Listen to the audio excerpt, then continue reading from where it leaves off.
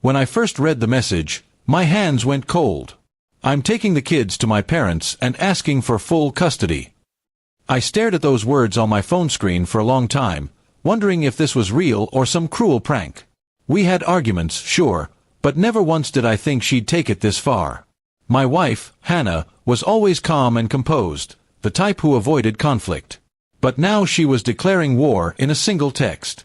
That morning had started like any other.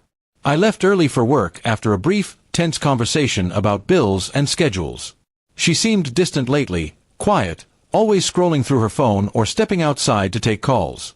I chalked it up to stress. Life had been heavy since I lost my job 6 months ago, and even though I found a new one, the tension never really lifted. I tried calling her after reading the text, but she didn't answer. I called again and again, only to be sent to voicemail each time. My chest tightened. I left work early and drove home, my mind racing through every memory of our last few months together. The laughter had faded. The warmth had gone. Somewhere, I must have missed the signs. When I got home, the silence was deafening. The kids' toys were gone, their clothes drawers half empty, her closet cleared out. Even the framed family photo from our last vacation was missing. It was like she had carefully erased herself and the kids from the house in a matter of hours. I sat on the couch, the weight of it all pressing down. Had I been such a bad husband? I wasn't perfect, I knew that. I worked long hours, came home tired, sometimes snapped without meaning to. But I loved my family more than anything. Losing them this way felt like the ground had given way beneath me. That night, her brother called. He said Hannah was safe, that she just needed time and space. I wanted to ask why she had to take the kids, why she had to talk about custody as if I were some stranger. But I held back, trying to sound calm, hoping reason could still win. He hung up before I could say much. The following week, I received official papers. Custody petition. Her lawyer claimed I was emotionally neglectful, unstable, and unfit to care for our children. My knees nearly buckled reading it. I couldn't believe the woman I once held through every hardship was now painting me as a danger. I hired a lawyer too. She told me it would be tough, that family courts often favor the mother. But she also said the truth had a way of surfacing. I clung to that.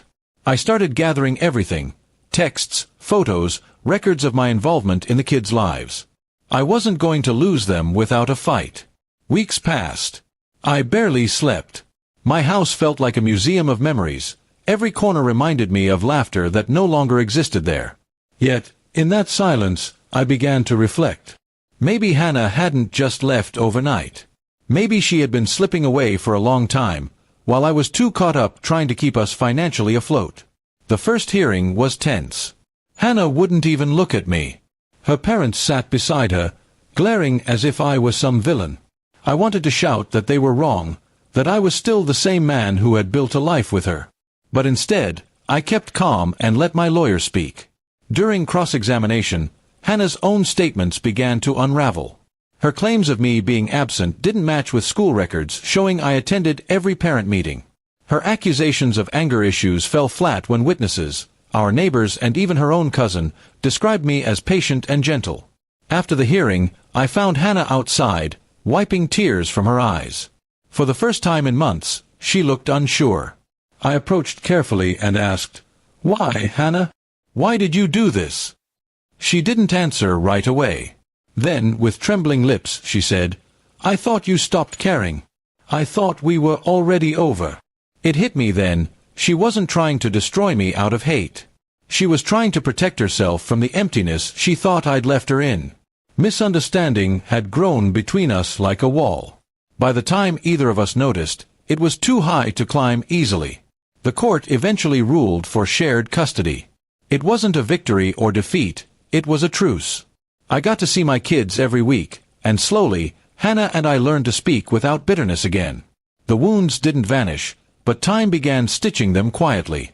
Now, months later, when I look at that first message again, I don't see just anger. I see desperation, a cry from someone who felt unseen. And though our marriage didn't survive, I learned something vital. Silence in love is far louder than words. When one person stops trying to understand, the other eventually stops speaking. But I'll never stop showing up for my kids. And maybe, in some way, that's how I can still make right what once went terribly wrong.